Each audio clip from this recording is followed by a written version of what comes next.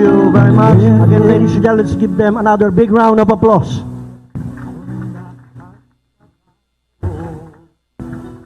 Palupad! Da!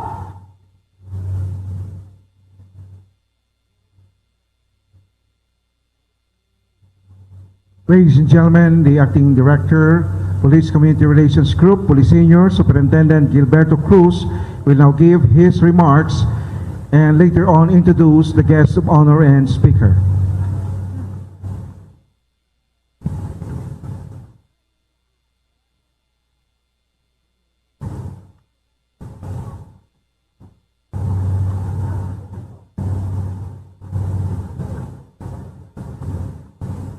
Our PNP Chief, Police Director General Ronald Marapon de la Rosa, sir. Secretary Jose Roberto Martin Marfori Andanar, senior officers, non-uniform personnel, our guests. But before anything, I would like to, baka hindi na pumabati ito, magalit yung mga sponsors natin. I'd like to greet of course, the representative from Petron Corporation, Mr. Lubin B. Nepomuceno. The godfather of rescue and relief operations, Mr. Elpidio Tanaliga Jr. Mr. Aniceto Sobrepeña, the President of Metrobank Foundation, who will be announcing a surprise message for the PNP later. Captain Christopher Hayes, MIST, CSOG, Officer in Charge, Embassy of the United States. Mr. Archie Gupalor, the Vice President for National Sales of Petron Corporation. General Roderick M. Parino, the Commander of Civil Relations Service, Armed Forces of the Philippines. And Mr. Tony Abacan of the Philippines. We also have Mr. Lex Diseña, representative from Shell, Philippines. Other guests, our friends from the media, ladies and gentlemen, good morning. Today, we commemorate the 24th founding anniversary of the PNP's Tagapagugnay, the Police Community Relations Group, with its national leadership-inspired team, Magkaisang Sugpuin, Droga, Krimen, at Korupsyon. The Pcrg postures to implement the marching orders of the Chief, Director General Ronald de la Rosa, anchored on the national government's trust. On top of its priorities are projects targeting school children, the youth, eliciting their interest in appreciating the present programs relative to the PNP's anti-illegal drug campaign, opening their eyes and ears to the ill effects of drugs and the menace that drugs brings their family and society. The PNP PCRG's anti-illegal drug roadshow, to be conducted nationwide in schools and barangays in cooperation with Petron, will feature puppet shows coupled with the distribution of relevant flyers and pamphlets. To back up the puppets is the PNP mascot, Tag PO1 Bato, and the Tagamo sa Bato Comics. Thank you for our sponsors, Shell Dealers. Also included in the PNP PCRG's priority projects are the following: the Tagamo sa Bato App Alerts, the PNP Quick Response System, which will be launched on September 5. The establishment of the PNP Quick Response and Social Media Center to handle the PNP's hotlines, specifically the Text Bato or the Text 2286 hotline. The construction of the LED Anti-Criminality, Anti-Drug Billboard. In line with our school partnership and community, we have also a school and community-based activities like the first Anti-Illegal Drug Indie Film Festival to be participated by more or less 12 schools and universities nationwide. In sports, we have the Running Addict, Takbo kontra droga and Bisikleta kontra droga. Kontra droga summits for students, teachers, and parents. The student capacity building workshops and seminars. We will also be coming up with a reality show on television featuring actual police response footages from CCTVs nationwide, same as COPS television from the USA, with and in cooperation with the UNTB, our NGO partner. The Barangay Anti-Drug Summit per province and community interventions on issues relative to illegal drugs. The PNP through Pcrg will definitely reach the grassroots, especially those drug-ridden barangays. Ongoing now is a television program showcasing wholesome PNP men in uniform, multi-talented personnel who are true PCR men through Gua Police segment shown in Umagang Kay Ganda every Friday in partnership with ABS-CBN. Now, for my second task. Ladies and gentlemen, our guest of honor and speaker for this momentous occasion spouses the sentiments of the PNP's tagapag-ugnay. The gentleman can very well pass as our younger brother, a six-footer who embodies the qualities of a hero and a lady's heartthrob. He carries three names but prefers to be called by his third name. And based on his propensity in public speaking, it could be very well said that he was born to be a speaker and a leader in his own right, and indeed, a man to watch in the political arena.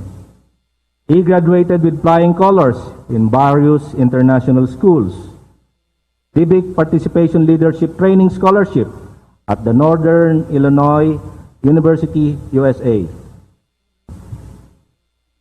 A college degree at the Federation University in Australia, Master in Entrepreneurship with honors at the ASEAN Institute of Management, Scholar on Nonprofit Management at the Center of Public and Nonprofit Leadership at the Georgetown University in Washington, D.C., USA. Senior Executive Fellow Program at the Harvard Kennedy School, Harvard University, and Communications for Public Policy Executive Course at the Lee Kuan Yew School for Public Policy at National University of Singapore. He is a broadcaster par excellence, an anchor for Punto Asintado radio show on Radio 5, 92.3 News FM, Action TV and sister stations of TV5, other than being the official voice-over talent of the station. News 5 Contrabando online tabloid, news5.com.ph online newspaper, Aksyon sa Umaga, and News 5 Everywhere, the first online TV and radio news portal in the Philippines. He is a staunch advocate of citizen empowerment. He gathered like-minded people and developed www.presidentico.com, a 2010 presidential website which enabled the voices and opinions of internet citizen journalists to be heard. He founded SOS Youth, SOS, which stands for Sons of Surigao, a youth group that advocates the setting up of children's libraries in poor barangay in Siargao Island. He propagated the Youth Leaders for Democracy seminars that teach poor communities the importance of volunteerism and good governance in communities. He is the founder of Move Mike Muntinlupa, or MMM. He fought strongly for volunteerism, ethical leadership, and good governance in Muntinlupa City, and worked closely with the Kaya Natin movement. The man of the hour works 48/7. Since in between his tight schedule, he manages an independent podcast production and audio blog, and has his own show called Martin's Man Cove on podcast.ph. Truly in step with President Rodrigo Duterte's call for change, he is bent in innovating and in bringing positive change in all government media outlets to make them at par with the 21st century standards of mainstream media. Inspired along this line, our esteemed guest of honor and speaker has agreed in principle to support the Pcrg's coming up with a drug rehabilitation facility to be called Be a Good Brother House, where the first 100 drug patients to sign up will undergo proper rehabilitation for 45 days, after which all those who pass will be assisted by the Pcrg's non-government organization and partners to become self-reliant citizens again. This is in cooperation with AIDG and the training service of the Philippine National Police. Ladies and gentlemen, it is an honor and special privilege to present to you this morning the Presidential Communications Operations Office Head, Secretary Jose Ruperto Martin Marfori Andanar.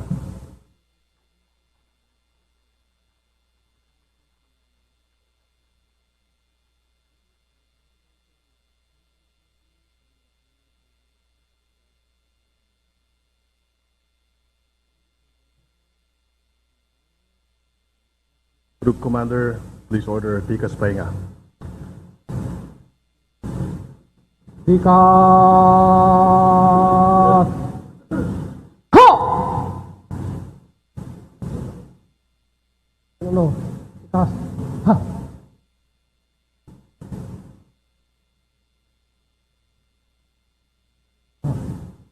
Police Director General Ronald De La Rosa.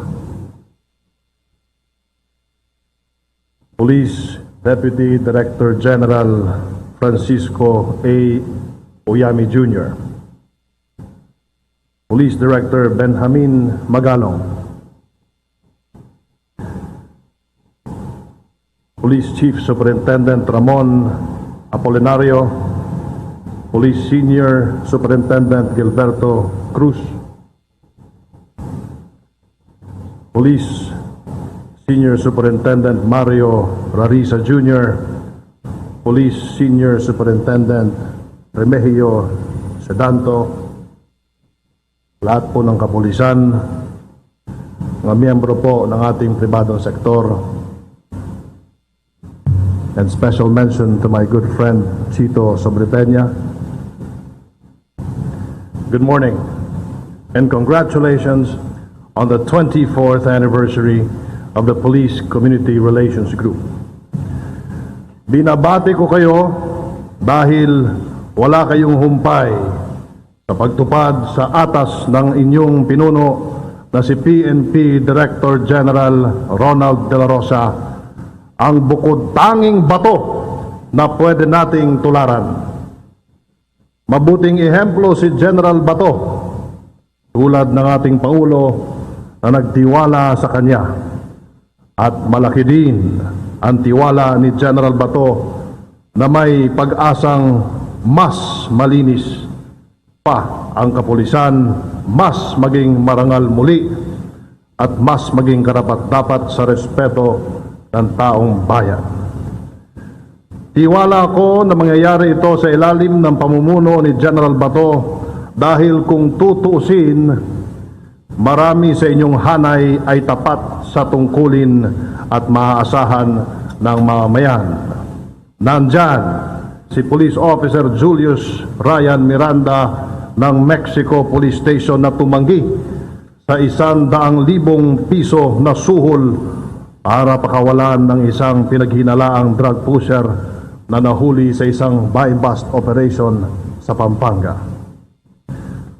O si Airport Police Officer Danilo Sanchez na sa kasagsagan ng balitang tanimbala sa NAIA ay nagsole ng 67,000 piso sa isang OFW, o ang nooy rookie cop na si Police Officer Ruel Armisin na mag-isang pinigilan ng ginawang pag-atake ng 15 NPA sa isang presinto sa South Cotabato.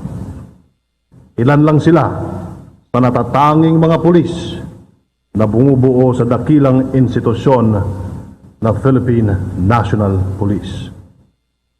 We especially pay tribute to the many unsung men and women in uniform of the Pcrg, whose selfless pursuit of duties and responsibilities has become a model to their buddies and peers and source of pride to the PNP.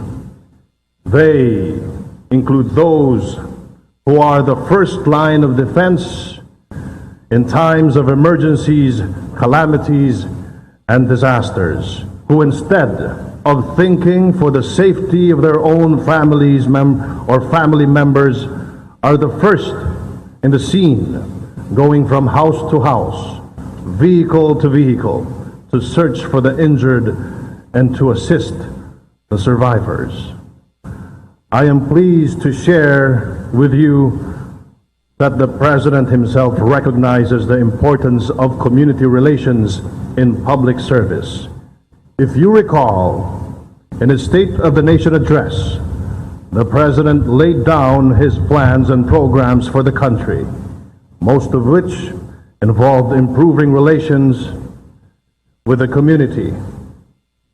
The President understood that government exists mainly to serve the people. That is why he ordered the swift production and release of car plates, as well as the speedy processing of driver's licenses. The President also ordered the DOTC to fast-track the delivery of new trains, the extension of LRT operation hours, and to widen the accessibility of train tickets. At the Presidential Communications Office, where I work, the President commanded us in the interests of transparency and accountability to make available to the people government contracts and other documents.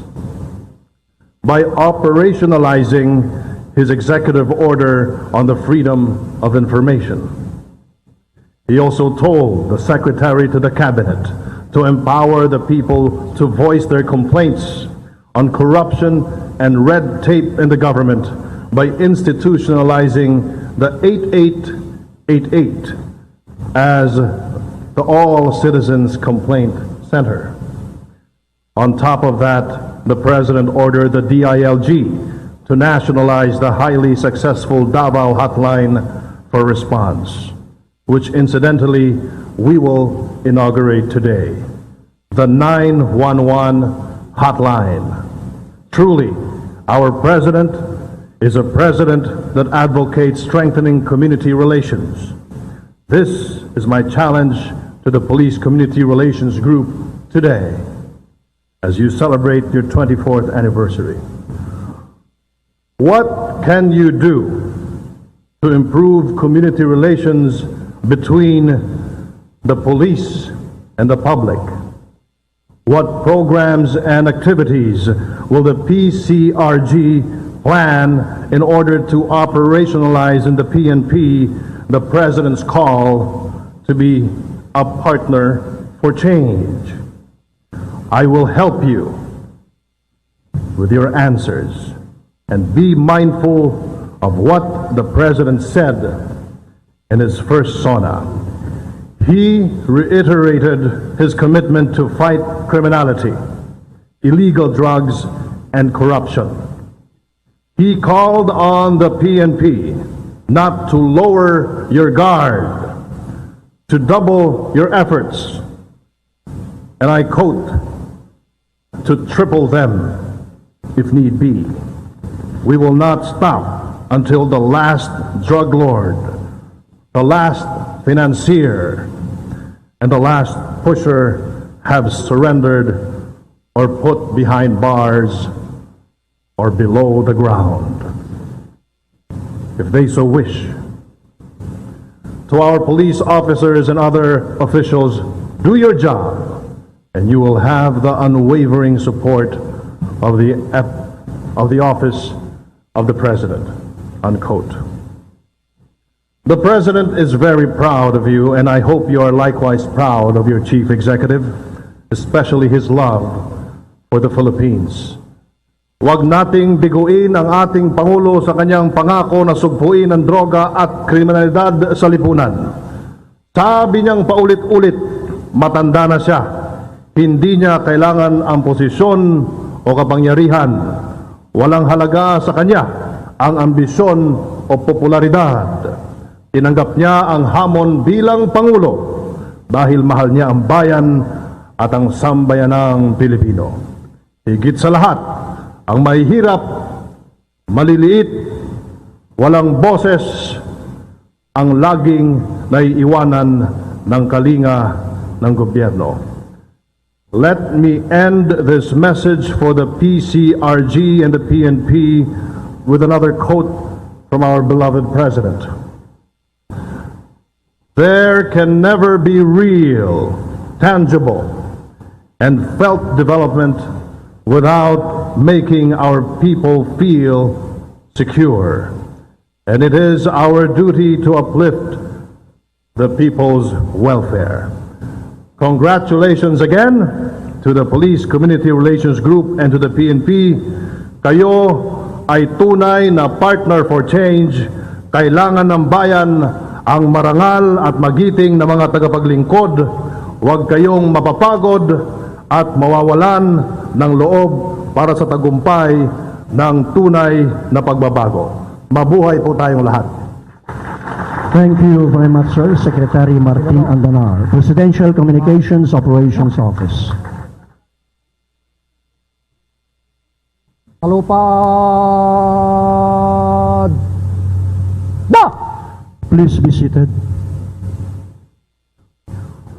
We shall now proceed, ladies and gentlemen, to the presentation of plaque of appreciation and memento to the guest of honor and speaker. May we request Secretary Martin Andanar, sir, to please rise for the presentation of the plaque and to be presented by Police Director General Ronald De La Rosa and assisted by the Acting Director of the Police Community Relations Group, Senior Superintendent Gilberto Cruz. Plaque of appreciation is presented to Secretary Martin M. Andanar, Presidential Communication Operations Office, as the guest of honor and speaker during the 24th Police Community Relations Group founding anniversary, given this day at Camp Crame, Quezon City. Signed, Police Senior Superintendent Gilberto Cruz, Acting Director, Pcrg.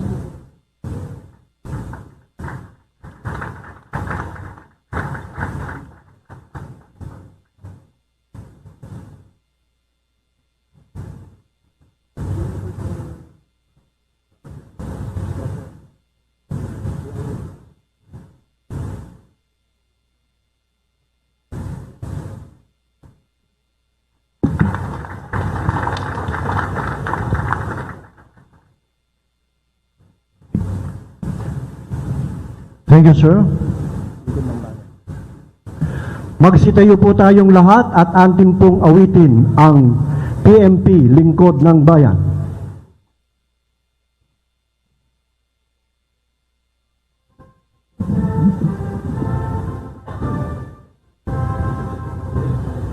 Tayo ng katahimikan, PMP, Lingkod ng Bayan. Kriminal aming kalaban, mamamayan paglilingkuran. Sa bayan at mamamayan, PNP ang inyong sandigan. Integridad, disiplina at kasanayan, gabay sa tungkuling alay. Maka-Diyos at makabayan, makatao at makakalikasan, sa tungkuli aming karangalan, ihandog ang isang buhay. Batas ay patutupad, pantay-pantay para sa lahat. Walang mayaman o mahirap, ang dulot sa bayan ay ganap. Na mag-isang mamamayan magtulungan, kaayos at katatagan ating kamtan. Kalakalayo na datunay, kapayapay ating tagumpay. Maka-Diyos at makabayan, makatao at makakalikasan, sa tungkuli aming karangalan, ihandog ang isang buhay, ihandog ang isang buhay.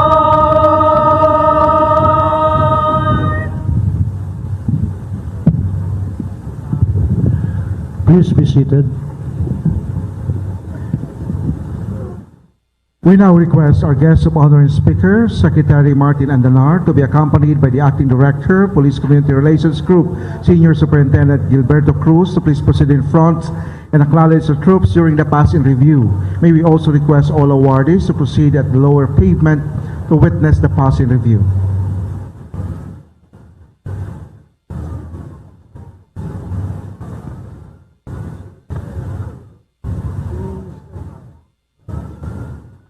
At natunghayan nyo nga po ang programa rito sa Campo Crame na kung saan sineselebrate po ng Police Community Relations Group ang kanilang ika-24 na anibersaryo.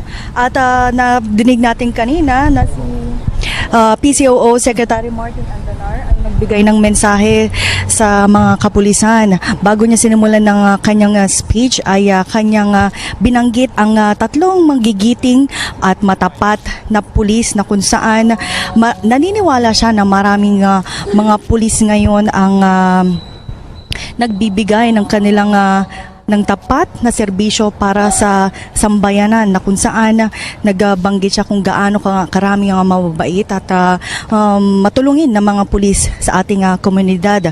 At binanggit din niya kanina na kailangan ay i-continue o isulong pa rin natin ang mandato ng Philippine National Police. Ito yung pagsugpo nga sa krimen at illegal na droga sa buong bansa. Bilang binanggit na nga rin ito ng Panguluan niya ng unang State of the Nation Address o ulat sa bayan ng Pangulong Duterte noong isang linggo. Bukod dito ay nagbigay rin si Secretary Andanar ng mga iba-ibang kailangan nilang gawin habang ipinapatupad nga itong 3 to 6 months na campaign anti-illegal drugs.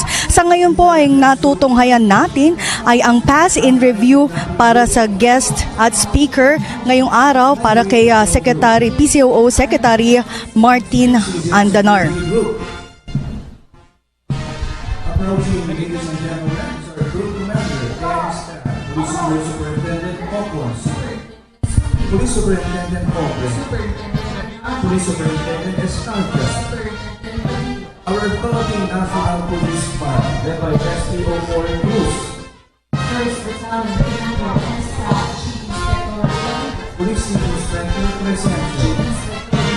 Chief Inspector Umali. Chief Inspector Batuyo, Alpha Company Commander, Staff Inspector Arellano, Chief Inspector Gabinete. and Chief Inspector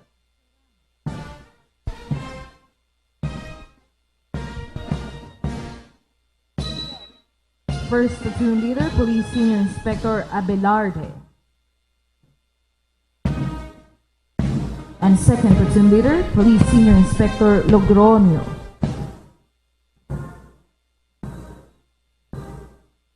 Bravo Company Commander and Staff, Chief Inspector Reyes. With Chief Inspector Derek Rino. First Platoon Leader, Police Senior Inspector Bausa. And Second Platoon Leader, Police Senior Inspector Abelia.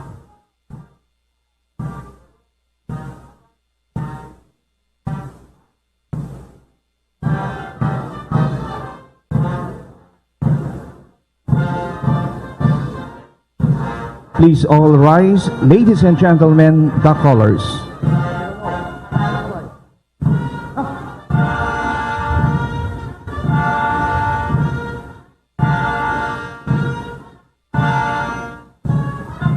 Thank you, and please be seated. Our 2nd Battalion Commander and Staff, Chief Inspector Gadi. Chief Inspector Oida. And Chief Inspector Datuin. Charlie Company Commander and Staff, Chief Inspector Valderas. And Chief Inspector Agbuya. And Chief Inspector Gautani. Our 1st Platoon Leader, Police Inspector Tenorio. Second Platoon Leader, Chief Inspector Chavez. Delta Company Commander, Police Chief Inspector Palaghicon. First Platoon Leader, Police Senior Inspector Falgi. Second Platoon Leader, Police Senior Inspector Matunda.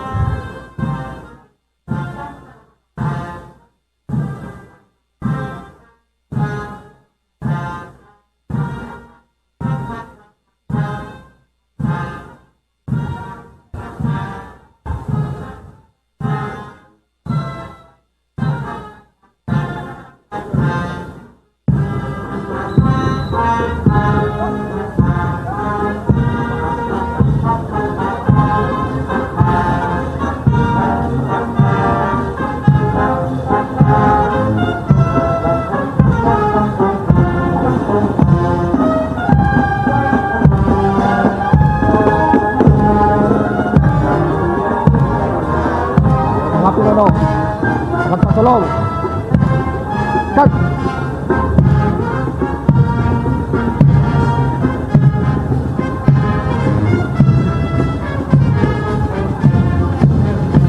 I-hit pakaliwa. Cut.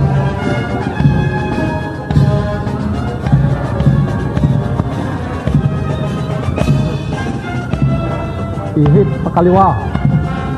Cut.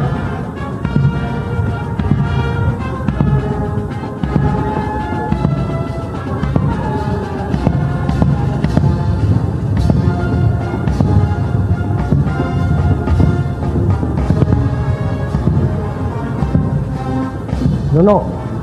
Stop!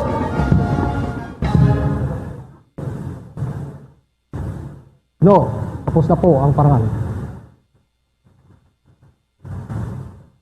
Yan po ang natunghayan natin.